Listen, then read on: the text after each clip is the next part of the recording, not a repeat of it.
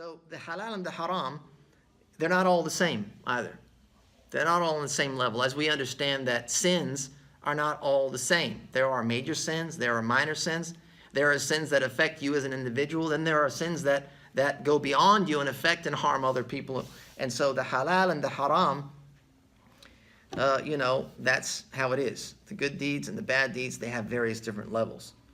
So he begins and he says here that the halal, all of it's good, but some of it is better than others. And the haram, all of it is repugnant. It's all khabith. Doesn't matter if it's a minor sin or something that just affects you and no one else, something that's done in secret, no one knows. If it's a haram, it's going to be repugnant regardless. But some are worse than others. He says here as an example, that the doctor, looking at the patient, they measure temperature in degrees. And, some sicknesses or whatever, they're worse than others. Some temperatures are higher than others. It's not all the same thing. So say this is like you have in cancer and stuff, this is a stage 1 and this is a stage 2 and this is a stage 3, etc. And the same thing goes, with that which is impermissible. So he gives some examples. He says, for example, something that was taken with an invalid contract. Right? There's an exchange that happens. So an invalid contract would be selling something that's impermissible. Right? So the merchant, they have some commodity, and it's a haram commodity, and they sell it, and the purchaser buys it. There's a market price. They say, look, this is a $200 commodity, whatever it is. The person comes and says, I'm interested. There's an exchange of money, the product. They walk away, but because the nature of the product is impermissible, the contract is spoiled, right? It's facet. And it's not a valid contract. And it's impermissible. But it's not the same thing as having property forcefully usurped. Like having somebody come and forcefully take your property, like an authority or someone that has position or someone that has strength, and they come and say, yeah, I'm taking this. Like they come and take your land. Forcefully, they take it. There's a difference between these two things. The first, where the contract was invalid, there was still an exchange of money. There still seemed to be a fair transaction, and the only thing that was left was the opportunity to worship Allah.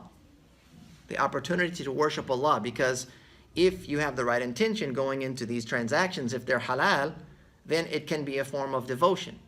If your intention is as a service, or I need something in order to handle my needs, etc., that can be a form of devotion. But if you go into a haram contract that's invalid, you may walk away with the product you want, and the person that sold it may walk away with the money, and so money is circulating in society. They have this worldly benefit, but they have missed out on the opportunity of what? Worshipping of devotion. Whereas the other one, where the property was forcefully usurped or taken, the person that it was taken from has absolutely no benefit. All they have is loss. So what do you think is greater? Or I should say, what is worse? What do you think? What would be worse?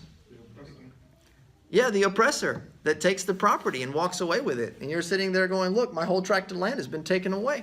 I didn't get any money. I didn't get anything. They came and forcefully took it from me. They came and took my vehicle. They came and took something, So you can see here that the, one of those is worse than the others. And that's because one person has been harmed, or people have been harmed. So likewise, when someone oppressively takes something from a poor person, or takes something from a righteous person, or takes someone from an orphan, a vulnerable person, this is also extremely repugnant and vile. And it's worse than, someone coming and taking something from a person of position or power, a person of wealth and means, or a person that's a rebellious sinner. Look at the difference, right? So a person that's someone comes to take from a righteous person is worse than coming and taking the same thing from a rebellious sinner.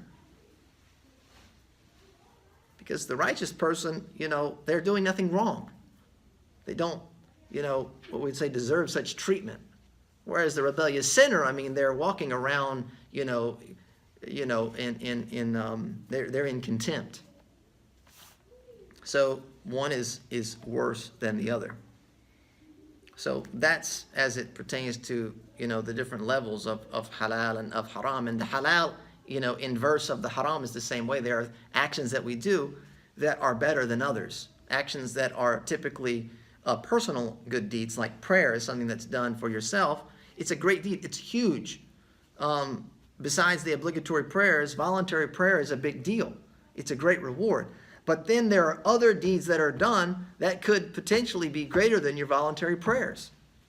If you left some type of continuous charity or helped another person out, those types of deeds, because they go beyond yourself and your benefit, then they're greater than that which is simply for your own benefit.